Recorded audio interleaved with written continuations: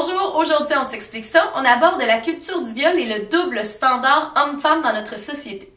Donc, dans le fond, qu'est-ce que c'est la culture du viol? C'est vraiment des gestes ou des affirmations qui vont banaliser les agressions sexuelles. Donc, évidemment, en société, il n'y a personne qui va se proclamer amateur ou fervent défenseur des agressions sexuelles. C'est évident. Par contre, ce qu'on retrouve souvent, c'est des incitations, des comportements, des attitudes subtiles qui vont justement encourager la banalisation des agressions sexuelles, justement. Donc, c'est un peu plus sournois, un peu plus difficile à déceler à travers la société. Alors, si vous voulez comprendre un peu mieux de quoi on parle quand on parle en fait des agressions sexuelles ou même donc de la violence sexuelle, on a une vidéo qui traite explicitement de ce sujet-là. Vous pouvez aller le retrouver sur notre site. Mais sinon, c'est important, donc comme on l'a dit, c'est un peu sournois, alors d'apporter des exemples qui vont expliquer ce qu'on veut dire par la culture du viol. Donc, un des premiers points qu'on entend souvent, c'est « oui, mais la victime l'a un peu cherché ».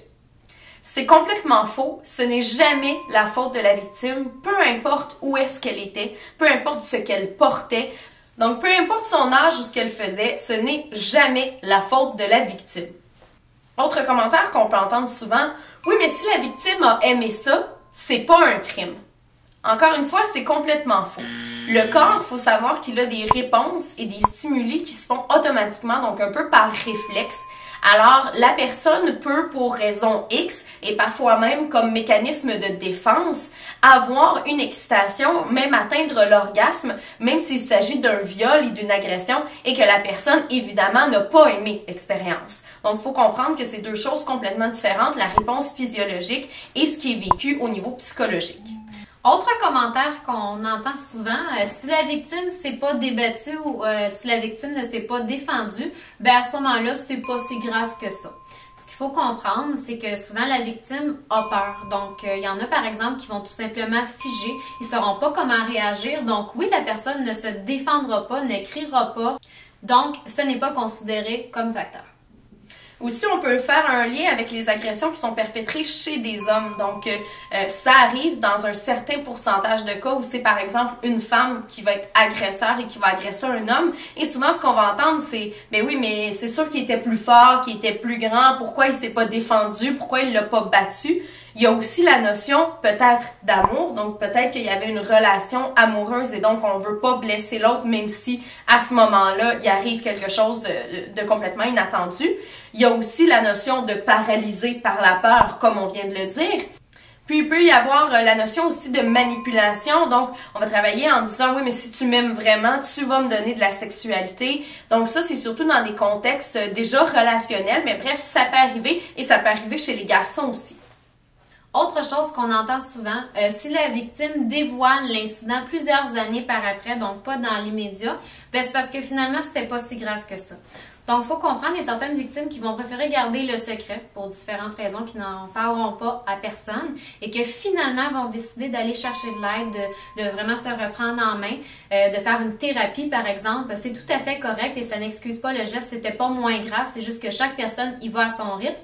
Il y en a qui vont vouloir faire une plainte, en fait, même à la police, mais ce n'est pas toutes les personnes qui vont passer par cette étape-là. Donc, il y en a qui vont préférer se concentrer sur eux-mêmes des années par après, faire une thérapie, du travail sur soi-même. D'ailleurs, les sexologues, entre autres, œuvrent auprès des victimes des agressions sexuelles. Donc, encore une fois, vous retrouvez la liste des sexologues qui sont disponibles sur www.opsq.org.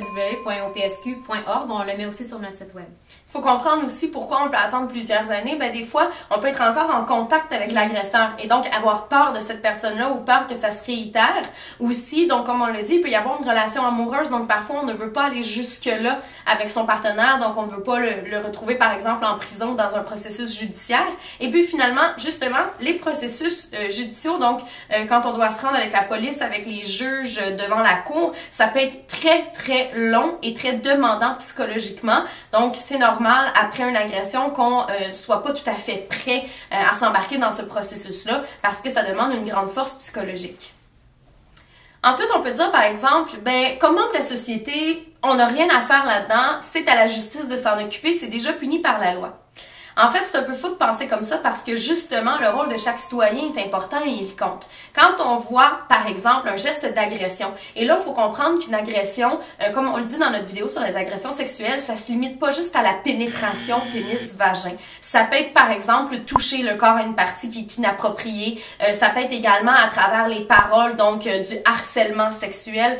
Alors, quand on est témoin de situations comme ça, c'est de notre devoir de citoyen d'intervenir, d'aller voir la personne, peut-être dans certains cas de contacter directement la police ou de contacter des services d'aide et puis aussi de parler quand c'est quelqu'un qu'on connaît, quand c'est quelqu'un dans notre entourage qui a vécu une agression. Ensuite, on arrive à l'autre notion qu'on voulait aborder aujourd'hui, donc le double standard. Qu'est-ce que ça signifie, en fait, dans le contexte homme-femme et le contexte de société? Donc, ça signifie qu'il y a certaines normes, certains standards qui sont établis pour les hommes et d'autres qui sont établis pour les femmes. Par exemple, au niveau de la sexualité, on va dire que l'homme est très actif, que l'homme recherche la sexualité, que c'est un besoin pour lui, qu'il est toujours en quête de satisfaction et qu'il est plus donc dans l'action que dans l'émotion. Au contraire, on va dire que la femme est plus sentimentale, qu'elle est plus proche de ses émotions, plus passive au niveau de la sexualité et qu'elle va généralement simplement satisfaire les besoins de l'homme. Ici, on parle bien sûr dans un contexte de relation hétérosexuelle. Faut comprendre aussi que c'est vraiment des stéréotypes, donc ça reste quand même des fausses croyances, mais qui sont quand même ancrées dans notre société par des exemples comme si une fille a beaucoup de relations sexuelles, tout de suite on va porter une étiquette. Hein? C'est plate malheureusement, mais oui, la fille peut se faire traiter de salope, de pute, de ce que vous voulez, tandis qu'un garçon qui a beaucoup de relations sexuelles, curieusement, est souvent adoré par ses pairs et vu comme vraiment un leader, un champion, tandis que la fille, c'est vraiment le contraire. Donc, c'est là qu'on réalise, dans le fond, à quel point un double standard peut être ancré dans notre société.